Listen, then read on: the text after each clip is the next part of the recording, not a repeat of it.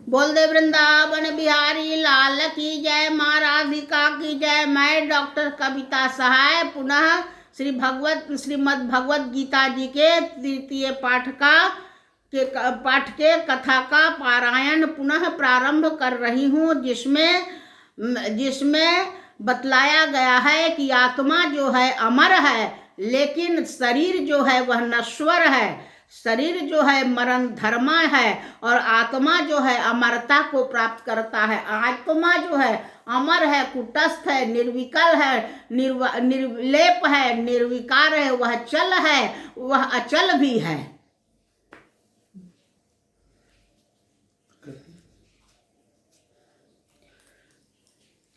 तो पुनः मैं कथा के पारायण को प्रारंभ कर रही हूँ। अर्जुन उवाच स्थित प्रज्ञ सका भाषा समाधिस्थ समाधिस्तस्य समाधिस्थस्य समाधिस्थस्य समाधिस्य केशव समाधिस्थ स केशव स्तधि किम प्रभासेत किमासीत प्रजेत किम।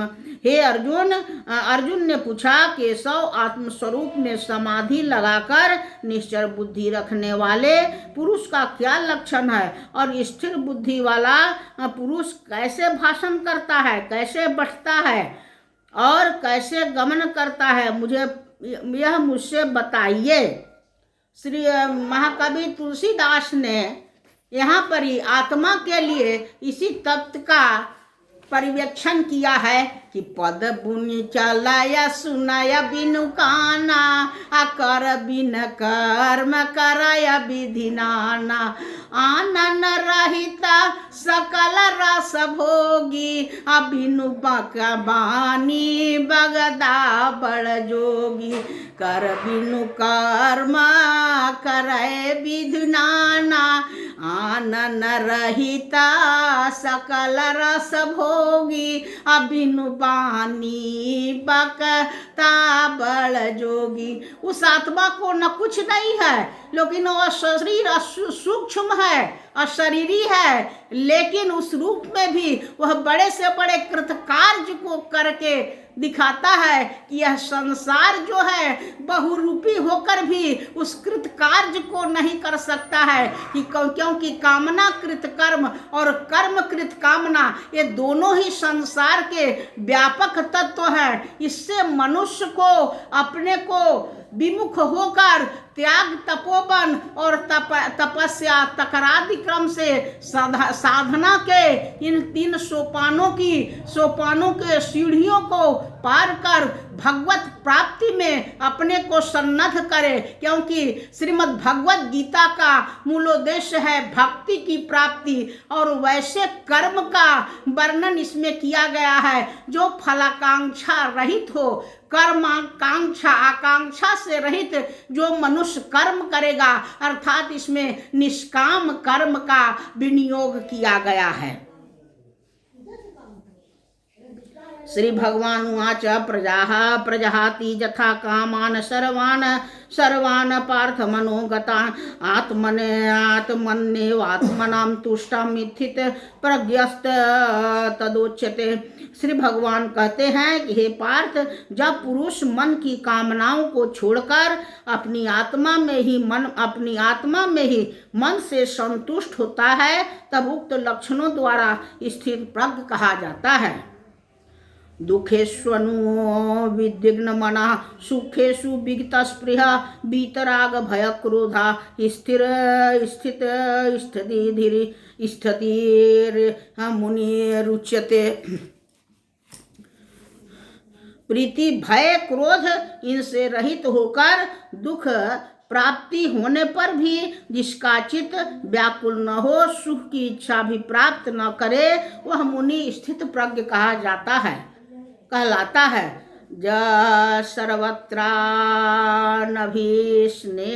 स्नेहस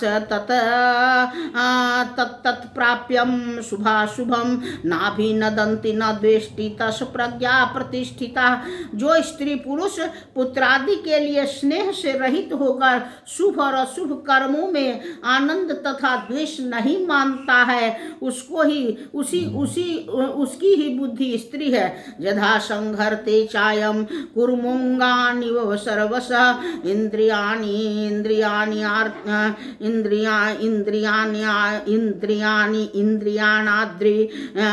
इंद्रियाणाद्रियार्थेभ्यस्तस्य प्रज्ञा प्रतिष्ठिता। जब जोगी पुरुष कछुए की भांति शब्दादि से इंद्रियों के चारों ओर से खींच लेता है, तब उस जोगी की प्रज्ञा समाधि में स्थित हो जाती है। कह रही है ना कि सब काम भीसी न विष्या विनिर्वर्तन्ते निराहारस्य देहिना रसवर्जम रसोप्यस्य परम दृष्ट्वा निवर्तते। जो कुछ आहार नहीं करता उसकी इंद्रियां विषयों से अलग होती है, परंतु उसकी विषयों में आसक्ति आदि अलग नहीं होती। परमात्मा के दर्शन से स्थिर प्रज्ञ पुरुष की वह आसक्ति भी अलग हो जाती है। जततो ह्यापि कौन्तेय पुरुषस्य विपश्चित इंद्रियाणि प्रमथादीनि हरन्ति प्रस्फं मनम्। हे कुंती पुत्र अर्जुन, विचारवान और प्रयत्न करने वालों के मन में भी आसक्ति का नाश न होने के कारण इंद्रिया बल से खींच लेती हैं। तानि सर्वाणि संयम्यं युक्तम् आस्तीत मतत्प्रभ वसेहि जसेन्द्रियाणि तस्य प्रज्ञा प्रतिष्ठिता। जो जोगी सब इंद्रियों का दमन कर मुझ में तत्पर हो जाता है, मुझ में सन्नद्ध हो जाता है और जिसकी इंद्रियां वश में है, वही स्थित प्रज्ञ है। ध्यायतो विषयान् पुंसा संगस्तेषुपजायते संगात संजायते कामः कामात् क्रोधोऽभिजायते। शब्दादि विषयों का मन में चिंतन करते करते पुरुष को उन विषयों में आसक्ति होती है। आसक्ति से काम और काम से क्रोध उत्पन्न होता है। क्रोधाद भवति सम्मोहम, सम्मोहाद भवति स्त्रीति विभ्रमम, स्त्रिय स्मृति भ्रंशात बुद्धिनाशो, बुद्धिनाशात प्रणश्यति। क्रोध से मोह होता है, मोह से स्मृति नष्ट होती है। स्मृति नष्ट होने पर प्राणी सब भांति के फल से विमुख होकर नष्ट हो जाता है। राग द्वेष वियुक्तैस्तु विषयान्द्रियाण्यन्द्रियैश्चरण आत्मवश्यैर्विधेयात्मा प्रसादमधिगच्छति। जो मनुष्य मन को अपने वश में किए हुए राग द्वेष से रहित होकर इंद्रियों के विषय का अनुभव करता है, वह निश्चय शांति को प्राप्त करता है। प्रसादे सर्व दुखानां हानिरस्योपजायते हानिरस्योपजायते प्रसन्न चेतसो ह्यासु बुद्धिर्पर्वतिष्ठते। चित्त शुद्ध होने से प्रसन्न चित्त पुरुष भी शीघ्र आत्मैक निष्ठ हो जाती है। नास्ति बुद्धिर्युक्तस्य चायुक्तस्य भावना न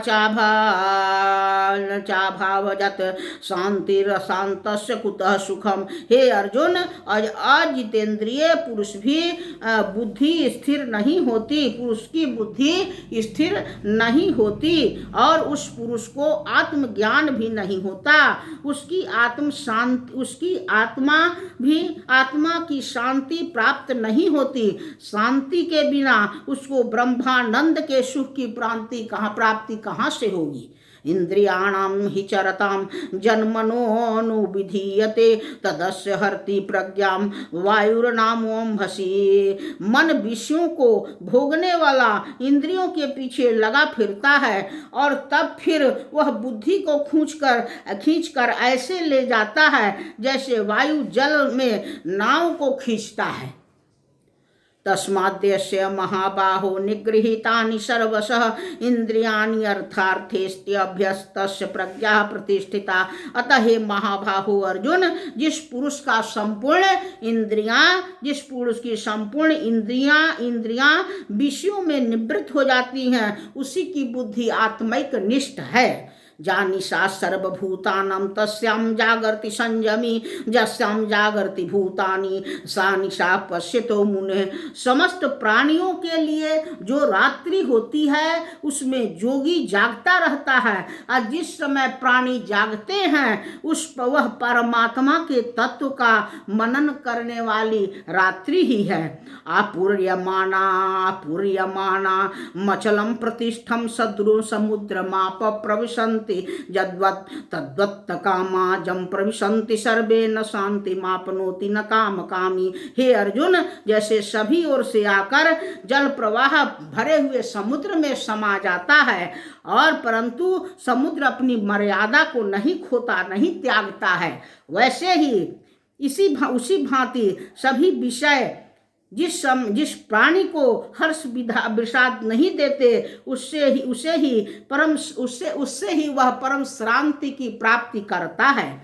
विषयों की इच्छा करने वाले कामी पुरुष को नहीं, विहाय कामान्य सर्वान् पुमाश्चरते निष्पृहः निर्ममो निरहंकार माम शांतिम् अधिगच्छति। जो पुरुष कामनाओं को छोड़कर इच्छा रहित होकर व्यवहार करता है, ममता और अहंकार का त्याग कर देता है, वह पुरुष शांति को प्राप्त होता है। ऐसा प्रारंभी स्थिति है स्थिति पार्थम नैनम प्राप्यम विमुह्यते स्थित्वास्य मंतकाले भी ब्रह्म निर्वाण मृक्षति। हे पार्थ, वह ब्रह्म प्राप्ति की स्थिति है। इसको जो प्राप्त होता है वह फिर संसार रूपी मोह में नहीं पड़ता। अंत समय में ब्रह्म स्थिति में जो क्षण मात्र स्थिर हो जाता है वह ब्रह्म सायुज्य भक्ति को प्राप्त होता है। बलदेव वृंदावन बिहारी लाल की जय, माँ राधिका की जय। जय माता राम।